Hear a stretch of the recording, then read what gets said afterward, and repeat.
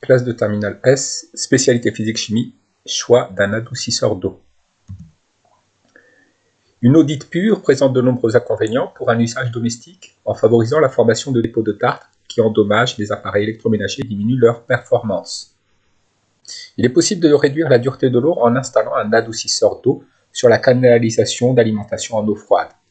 Ces appareils diminuent la concentration en calcium et magnésium responsable de l'entartrage. Dans l'adoucisseur, l'eau du réseau, non adoucie, circule à travers des résines échangeuses d'ions qui captent les ions calcium et magnésium et les échangent contre des ions sodium. À la sortie de l'appareil, l'eau n'est plus dure, elle est devenue douce. Au fur et à mesure du passage de l'eau du réseau, les résines se saturent en ions calcium et magnésium. Il est alors nécessaire de procéder à une régénération. La régénération est déclenchée par l'automatisme inclus dans la tête hydraulique de l'adoucisseur. L'objectif de cet exercice est de choisir un adoucisseur d'eau adapté à une consommation et une dureté de l'eau donnée. La dureté d'une eau, ou titre hydrotimétrique, correspond à la concentration molaire totale en ions calcium et magnésium. Elle s'exprime en degrés hydrotimétriques français, dont le symbole est degré F. Pour le calculer, il faut multiplier par 10 la concentration en ions calcium et magnésium exprimée en millimoles par litre. Les eaux peuvent être classées selon leur degré hydrotimétrique, mais ce n'est pas un critère de potabilité d'une eau. Comment titrer les ions calcium et magnésium? Le titre hydrotimétrique d'une eau peut être déterminé à partir du titrage simultané des ions magnésium et calcium par une solution d'EDTA, éthylène diamine tétraacétate, notée par la suite Y4-. Les réactions, support du titrage des ions calcium et magnésium, peuvent être modélisées à l'aide des équations suivantes. Ca2+, plus Y4- donne CaY2-. Mg2+, plus Y4- donne MgY2-. Le repérage de l'équivalence nécessite l'utilisation d'un indicateur coloré, le noir héliochrome-T, net, et le contrôle du pH à l'aide d'une solution tampon de pH 10. Voici le protocole. Un technicien réalise le titrage de 20 ml de l'eau d'un réseau d'alimentation par une solution d'EDTA de concentration molaire 5 × 10 puissance moins 3 mol par litre, après avoir ajouté 50 ml d'une solution tampon pH 10 et quelques gouttes de solution de noir héliochrome-T dans le milieu réactionnel. Il obtient un volume équivalent de 12,1 ml. Dimensionnement des adoucisseurs. Voici un tableau qui indique le volume de la résine exprimé en litres en fonction du type d'eau et du nombre de personnes dans le foyer. Les adoucisseurs commerciaux. Le cycle d'un adoucisseur est le volume d'eau adoucie qu'il est possible d'obtenir entre deux régénérations. Ce cycle s'exprime en mètres cubes et se calcule par la formule simple suivante. Le cycle est égal au pouvoir d'échange de l'appareil divisé par la dureté de l'eau. Et le pouvoir de l'appareil s'exprime ainsi en mètres cubes degrés français. Une famille de 4 personnes qui consomme en moyenne 500 litres d'eau par jour fait appel à un technicien pour l'aider à choisir l'adoucisseur le plus adapté à sa situation. Question préliminaire, effectuer un schéma légendé du montage utilisé lors du titrage effectué par le technicien en précisant les solutions présentes. Alors ici, la solution titrée est l'eau qui arrive dans le foyer, à laquelle on aura rajouté une solution tampon et du noir héliochrome-T. La solution titrante que l'on place dans la burette graduée est la solution d'EDTA. Donc voici le montage.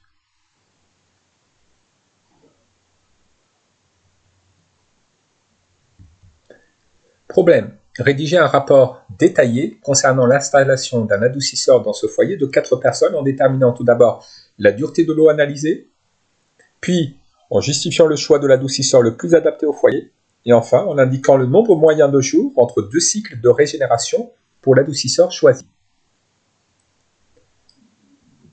Alors pour déterminer la dureté de l'eau analysée, nous allons partir de l'équation et de la définition de l'équivalence. Alors l'équation de dosage des ions magnésium et calcium que l'on notera M2+ par le DTA Y4- peut se noter Y4- plus M2+ donne MY2-. Ici, j'indique par M2+, les ions calcium et les ions magnésium. À l'équivalence, les réactifs ont réagi entièrement dans les proportions stoichiométriques. Si on utilise l'équation, ça nous donne que la quantité d'ions magnésium et calcium initialement présents dans l'eau doit être égale à la quantité de DTA versée à l'équivalence, puisqu'ici les nombres stoichiométriques sont égaux à 1. Une mole d'ion Y4- réagit avec une mole d'ion M2+. Nous faisons intervenir la formule N est égale à C fois V. Donc la quantité de calcium et de magnésium se calcule par la formule C1 fois V1 et la quantité d'ion EDTA par la formule C fois VE, VE étant le volume à l'équivalence. Déterminons C1. C1 est égal à C fois VE sur V1. Pour passer à l'application numérique, il n'y a pas besoin de convertir les volumes en litres. L'important ici, puisqu'il s'agit d'un rapport de deux volumes, c'est de les exprimer dans la même unité. Donc je les laisse tous les deux en millilitres. Et on obtient une concentration en ions magnésium et calcium de 3,03 fois 10 puissance moins 3 mol par litre. Donc, pour pouvoir calculer le degré hydrotimétrique français, il faut exprimer cette concentration en millimoles par litre. Pour passer des moles par litre au millimol par litre, on multiplie par 10 puissance 3, ce qui nous donne une concentration de 3,03 millimoles par litre. Puis, nous la multiplions par 10 pour obtenir le degré hydrotimétrique français, ce qui nous donne 30,3 degrés français. Le degré hydrotimétrique de l'eau testée vaut 30,3 degrés français.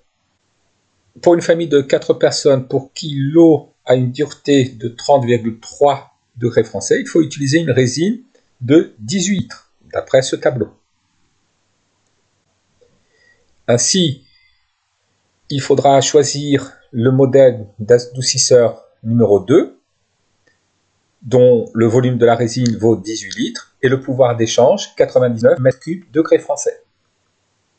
Nous allons calculer le cycle, c'est-à-dire le volume d'eau adoucie obtenu entre deux régénérations de la résine. Pour cela, nous devons diviser le pouvoir d'échange par la dureté de l'eau, par le degré hydrotimétrique français. Donc, nous allons faire 99 divisé par 30,3.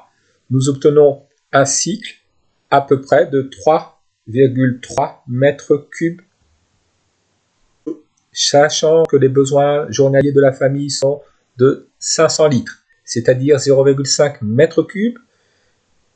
La résine peut être utilisée pendant une durée de 3,3 mètres cubes divisé par 0,5 mètres cubes, c'est-à-dire 6,6 jours. Nous divisons le cycle par les besoins journaliers pour obtenir le nombre de jours entre deux régénérations. La résine doit être donc régénérée une fois par semaine.